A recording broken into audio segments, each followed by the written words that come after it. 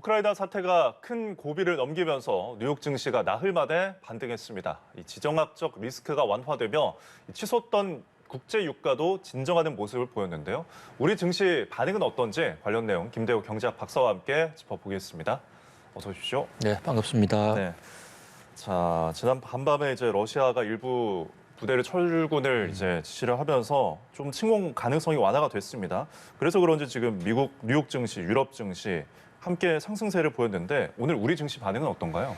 네, 우리 증시도 지금 크게 오르고 있습니다. 예. 장 초반 1% 이상 상승을 한 상태에서 출발해서 지금도 거의 1.8% 가까이 오르는 최근에 보여왔던 폭락 장세와 비교하면 어떤 상당히 그 침체에서 탈피한 상당히 역동적 있는 그런 모습을 보였거든요. 예. 그동안에 전 세계 증시가 우크라이나 사태 때문에 좀 과다하게 과소평가된 전쟁이 일어날지 안 일어날지도 확실치도 않은 상태에서 전쟁이 일어날 것을 전제로 한 그런 우려가 상당히 많이 있었어요. 예. 이제 그런데 그것이 어느 정도 해소되면서 물론 지금도 우크라이나의 긴장이 완전 해소된 것이라고는 보기가 어렵습니다. 예. 그럼에도 불구하고 최악의 국면으로 갈지 않을 수 있다라는 그런 안도의 분위기가 세계 증시에 훈풍을 가져왔다 이렇게 볼 수가 있겠습니다. 예. 증시는 반등을 한 상황이고 지금 유가도 배럴당 거의 $100에 근접하지 않았습니까? 근데 지금 유가도 진정되는 분위기를 보이고 있는데 전날 대비해서 3% 내려간 모습을 보였어요. 예, 근데 이 하락세가 계속 이어갈 수 있을까요? 예, 가장 그 걱정이 되어 왔던 것이 국제 유가였는데요. 네. 특히 우리 같은 경우에는 제조업에서 비중이 높고 전체 산업에서 원유의 의존도가 상당히 높은 나라입니다. 그러다 보니까 국제 유가가 올라갈 때마다 한국 경제는 악재로 코리아 리스크로까지 작용하는 그런 상태였거든요. 예. 그런데 정말 다행히도 국제 유가가 하루 새 3% 이상 다시 떨어졌습니다. 네. 그러나 여전히 지금 현재 $93 정도 된다 하더라도 $92까지 내려갔거든요. 예. 그렇다 하더라도 여전히 지금 높은 수준이다. 그런 면에서 국제 유가에 대한 경각심과 좀 이 주의는 계속해서 기울여야 될 것으로 보입니다. 예. 사실 우크라이나 사태뿐만이 아니라 지금 오페크 국가들이 감산을 제대로 하고 있지 않기 때문에 그런 면에서 이제 정산이죠. 예. 더 늘려야 되는데 코로나 팬데믹 때 많이 감산을 했는데 그만큼 지금 늘리고 있지 않거든요. 그 뒤에도 또 러시아가 사실상 배후로 작용하고 있습니다. 요즘은 오페크가 사우디가 주도하는 것이 아니라 러시아가 더 많은 지금 점유율을 갖고 뒤에서 주도하고 있거든요. 그런 면에서 우크라이나 사태가 만약에 잘 해결이 된다면 미국과 러시아 간의 데탕트 무드가 성립이 되었을 경우에는 국제 유가도 하락할 수가 있는데요. 예. 그러나 현재 오페크가 근본적으로 원유 생산량을 정산하지 않는 한은 국제 유가 상승세를 완전히 막기는 상당히 어렵다. 그런 면에서 국제 유가에 대한 대책은 좀 서둘러야 될 것으로 보입니다. 예, 아무래도 우크라이나 위기가 뭐 완전히 해소된 것도 아니고 또 앞으로 증산 이슈도 있기 때문에 좀 더 지켜봐야 된다는 말씀이셨고요. 자, 근데 이렇게 이번 사태를 통해서도 우리 증시는 굉장히 많은 요동을 쳤잖아요. 어떤 대외 이슈가 우크라이나 갈등도 있었지만 미국에서 금리 인상, 뭐 조기 긴축 이런 이슈가 나올 때마다 좀 많은 영향을 받은 걸로 보이거든요. 특히나 우리나라가 왜 이렇게 변동성이 클까요? 예, 우리 지금 한국 경제를 걱정하는 사람들이나 주식 투자자들 입장에서 꼭 듣고 싶은 얘기를 지금 딱 집어서 문제를 집어 주셨는데요. 네. 전 세계 증시가 많이 요동을 치는데 우리나라는 그보다 더 크게 요동을 칩니다. 네. 그래서 미국 경제가 기침 한번 했다. 그러면 뭐 전 세계 경제는 감기를 앓는 정도고 우리나라는 아예 그냥 통째로 생명까지도 잃을 수 있는 그런 위기 상황으로 가는 게 아니냐 그런 우려가 나오고 있거든요. 예. 왜 이렇게 한국 경제가 세계 경제보다 훨씬 더 이 변동성이 높으냐? 이것은 근본적으로 우리 경제가 대외 의존도가 높은 그러니까 수출 을 비중으로 놓고 볼 때 무역 의존도가 세계에서 가장 높은 나라입니다. 예. 그런데 무역 의존도가 높다는 것은 꼭 나쁜 측면만 있는 것은 아닙니다. 지금 예. 세계가 글로벌화되어 가고 있기 때문에 우리 한국 경제 성장 가능성이 더 높다 이렇게도 볼 수가 있고요. 예. 또 좋은 호재가 있을 때는 우리 경제가 더 빨리 클 수도 있거든요. 그런데 문제는 지금 우리가 국제 금융 사회에서 한국이 아직도 지금 개도국으로 분류되고 있다는 이 안타까운 현실이 최근에 변동성을 더 높인 요인이거든요. 예. MSCI라고 다시 전문적이지만 모간 스탠리 지수라고 있는데 전 세계 기관 투자가들이 이 MSCI 지수 편입 비율대로 그 나라 주식을 샀다 팔았다 이렇게 하는데요. 여기에 우리나라가 안타깝게도 지금 아직 선진국에 못 들어가고 있거든요. 다른 모든 경제 분류에서는 한국이 선진국으로서 차고 남고 예. 오히려 선진국 중에서도 탑 오브 탑이다라는 얘기까지 듣고 있는데 예. 뉴욕 증시에서 바라보는 이 MSCI 이 지수에서는 여전히 지금 개도국, 뭐 말이 좋아서 개도국이지 사실은 후진국의 분류에 들어가 있습니다. 그렇게 되면 세계 경제가 어려울 때 안전 투자자들은 안전을 노려서 선진국 쪽으로 돈을 움직이고 예. 후진국 쪽에서는 돈을 뺍니다. 이런 요인이 우리나라에 안타깝게 실제로는 우리가 선진국 그 이상인데도 불구하고 예. 금융시장에서 일각에서 지금 후진국으로 분류되고 있다. 네. 이런 것들이 한국 증시의 어떤 코리아 리스크 악재가 되고 있고요. 또 최근에 하는 추경 그 자체로서는 굉장히 좋은데 예. 돈이 부족해서 그것을 적자 채권을 찍어낼 것 같다 이러니까 그 돈이 채권 쪽으로 움직이니까 외국인 투자자들도 예. 한국 주식보다는 채권 쪽으로 돈을 뺍니다. 이런 요인들이 좀 여러 가지로 겹쳤다 이렇게 볼 수가 있겠습니다. 예. 그럼 지금 개도국이 그 지위를 선진국 반열에 들어서기 위해서는 우리가 어떤 것을 준비를 해야 될까요? 예. 굉장히 핵심적인 대목에 대한 논제를 주셨는데요. 현재 MSCI가 그러니까 모간 스탠리라는 뉴욕 증시의 그 각 국가별 분류하는 기구에서 공식적으로 한국에 대해서 문제 제기한 적이 있습니다. 한국의 펀다멘탈 경제의 기초나 또 여러 가지 산업 구조는 완전히 선진국 중에서도 선진국이다. 예. 그런데 몇 가지 문제가 있다. 우선 환율 시장에서 우리나라 돈과 달러 간의 환율 거래를 하는 데 있어서 한국을 벗어나면 이게 교환이 되지 않는 이런 애로사항이 있어요. 그래서 뉴욕 증시에서 우리나라한테 요구하는 것은 예. 서울 서울 외환시장뿐만 아니라 다른 나라에서도 한국 돈을 국제화폐로 바꿀 수 있는 그 시장을 빨리 개설하라. 예. 뭐 그다음에도 또 영어 자료를 좀 많이 내놓으라. 정부의 금융시장 개입을 없애라. 이렇게 4가지 정도를 지적하고 있거든요. 예. 다행히도 홍남기 부총리가 최근에 이 문제에 대해서 전향적으로 조치를 하고 우리도 MSCI 선진국으로 가기 위한 신청서를 빠르면 3월 달에 제출하기로 했습니다. 예. 그래 되면 앞으로 1년여 지나면 우리도 MSCI의 선진국으로 분류될 수 있는 그런 가능성이 있다고 하겠습니다. 예. G20 국가로서 또 GDP는 선진국으로서 좀 아쉬운 대목이었습니다.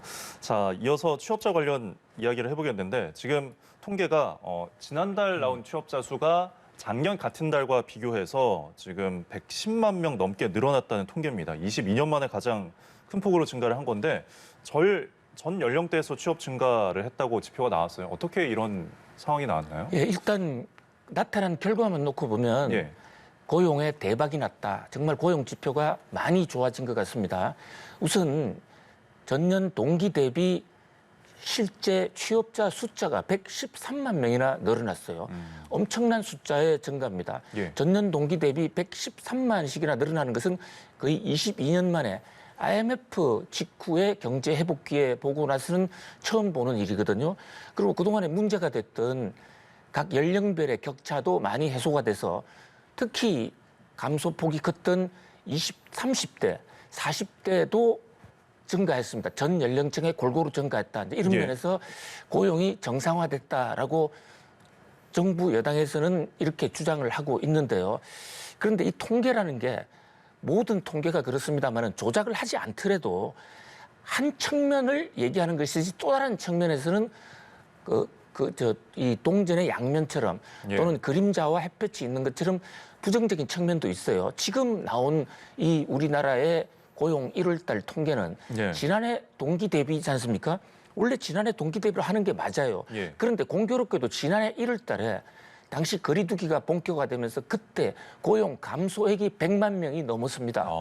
그러니까 그것을 기준으로 해서 그것을 분모로 해서 구하다 예. 보니까 113만 명이나 늘어났다는 것이죠.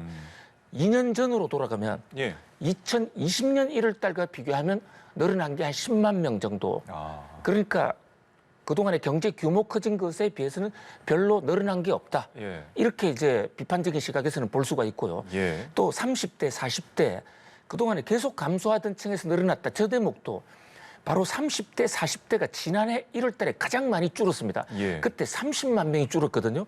그런데 이제 이번에 전년 동기 늘어난 그 숫자는 3만 명, 4만 명이다 말이죠.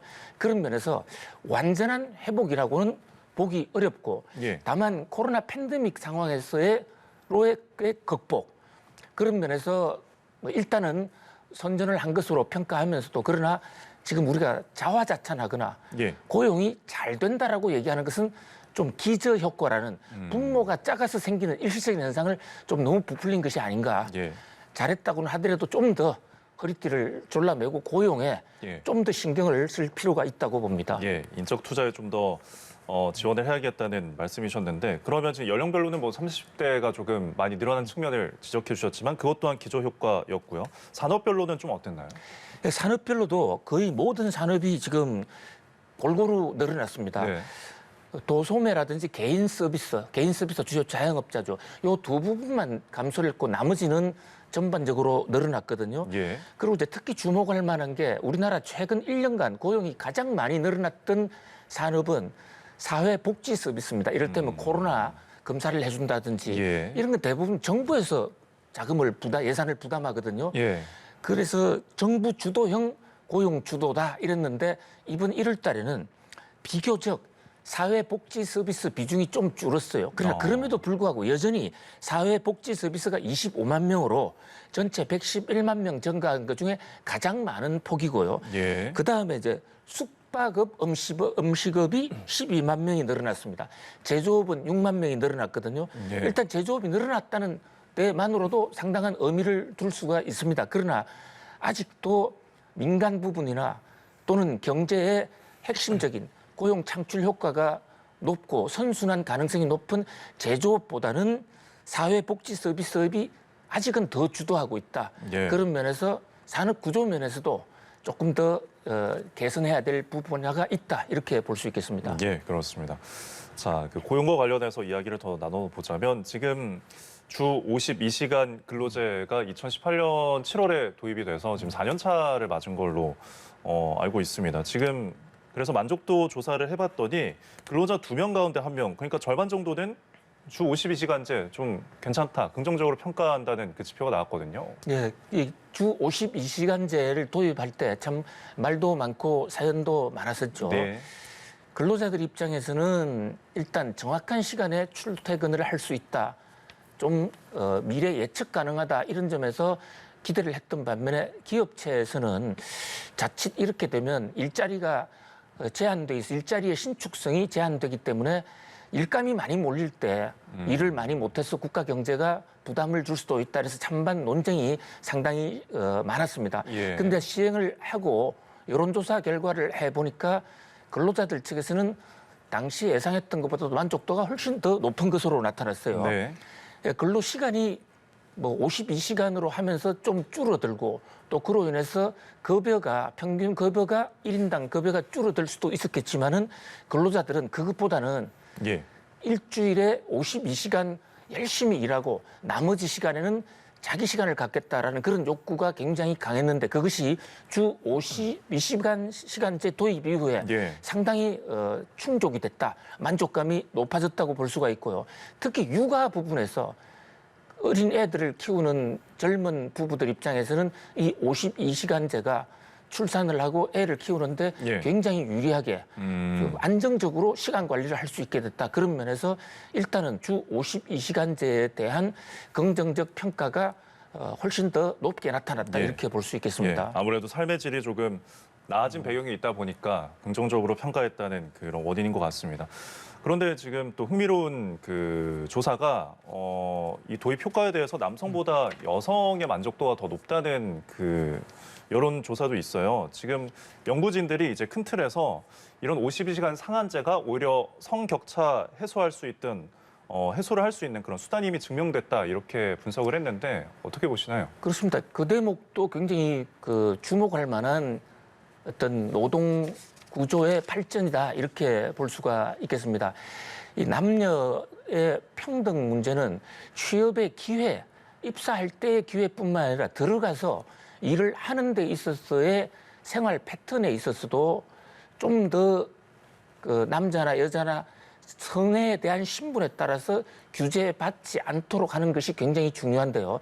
종래는 주 52시간이 아니었을 때 그러니까 좀 더 신축적으로 할 경우에는 야, 오늘 밤에 야근을 하자. 예. 내일은 그냥 풀타임으로 24시간 근무하자 했을 경우에 아기를 키우고 있는 또 아기 키우는데 뭐 남자 여자가 다 같이 책임을 지고 있지만은 아무래도 육아 부담이 좀 더 큰 여성들 입장에서는 예. 야간 근무하기나 전일 근무하기가 조금 부담이 더 됐거든요. 예. 그런데 이제 이것이 정부 사회 제도를 통해서 52시간으로 확정적으로 되다 보니까 예측 가능한 것은 물론이고 예. 육아를 하는 데서 초과 근무, 초과 시당이나 이런 데서 부담이 훨씬 적어졌다. 예. 그래서 성평등 문화가 직장에 자리 잡는데도 52시간이 나름대로 기여하고 있다. 이렇게 볼 수 있겠습니다. 예, 남성도 또 일찍 퇴근하면서 가사를 도우니까 또 그런 점도 반영이 된 것 같습니다.